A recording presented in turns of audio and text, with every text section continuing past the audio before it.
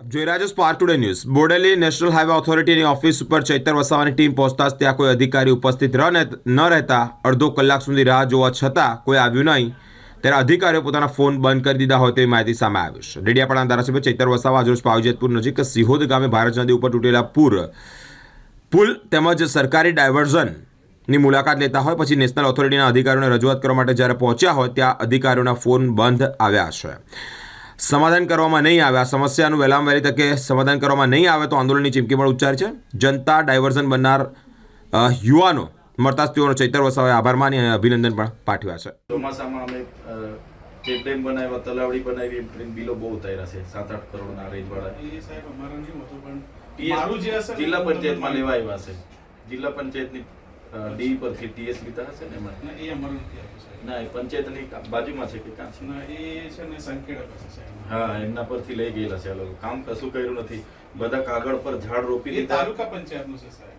નહીં, એમણે બધું ટ્રાઇબલનું બજેટ લીધું છે આખું, બધા ઝાડ પર કાગળ પર જ ખાડા ખોદવાના, કાગળ પર જ છોડવા રોપી દેવાના, ને એમાં જ દવા છાંટવાની, એમાં જ માવજત કરવાના। 8-8 કરોડ રૂપિયા એક રેન્જવાળા ઉતારેલા છે। મને ખ્યાલ નહીં ના, એની ટીએસ છે ને બાંધકામ શાખાએ આપી છે, માર્ગ અને મકાન વિભાગ પણ પંચાયતે ડીએ આપ્યા છે। ડી ખર ને પંચાયત એમણે મંજૂરી આપી છે। કેટલો ખર્ચો પાડ્યો ચોમાસા દરમિયાન મેન્ટેનન્સમાં? ચોમાસામાં તો આપણે ડામર નથી કરતા। અરે ડામરની વાત થોડો કરું છું, સાઇડ કટિંગ કર્યું હશે ને, ઘેરું ચૂનો લગાવ્યો હશે, મેન્ટેનન્સ કર્યું હશે, નાળું તૂટ્યું, પુલ તૂટ્યું, દિવાલ તૂટ્યું છે, પણ જે ખર્ચો પાડવાનો બાકી છે એવું હશે હું તમને ગણતરી કરી। ના, આવું હોય જ ના ફાઇલ આખા ચોમાસામાં કેટલું કામ કર્યું થાય કહો મને તમારા ડિવિઝનમાં? હજી તો એના એસ્ટિમેટ બનાવવાનો પણ બાકી છે, એટલે એમને કામ થોડું કોઈ કામ કરતું મોબાઈલ ઉપર વાત કરવા દો।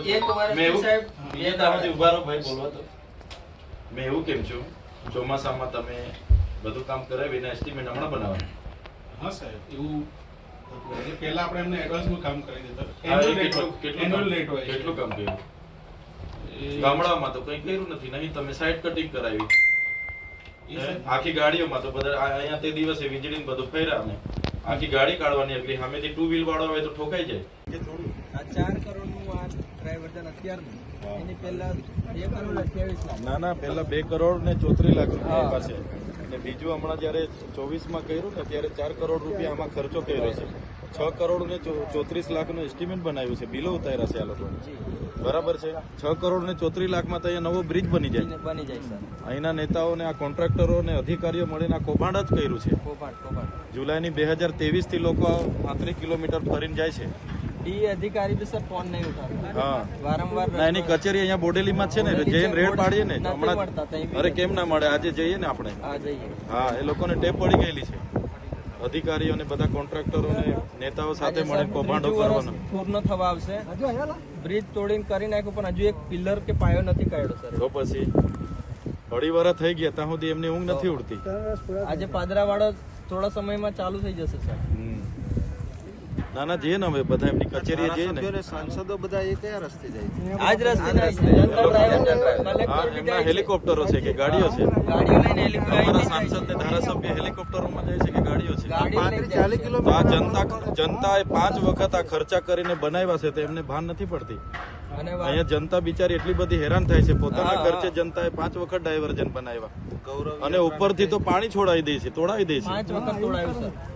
એમને જે નાના માણસો ભેગા થઈને ડ્રાઈવર્ઝન બનાવ્યું 5 વખત ધોઈ નાખ્યું છે। એમના ભાષણોમાં અમને કહે છે કે વિકાસ જોવા આવ્યા, આ વિકાસ જોવા આવ્યા અમે, ક્યાં છે તમારો વિકાસ? મોટી ફાંકા ફોજદારી કરે છે, મોટા નેતાઓ બનીને ફરે છે। જનતાના પ્રશ્નોને તો કોઈ જવાબ નથી આપતું, એટલે બધાએ જાગવું પડશે।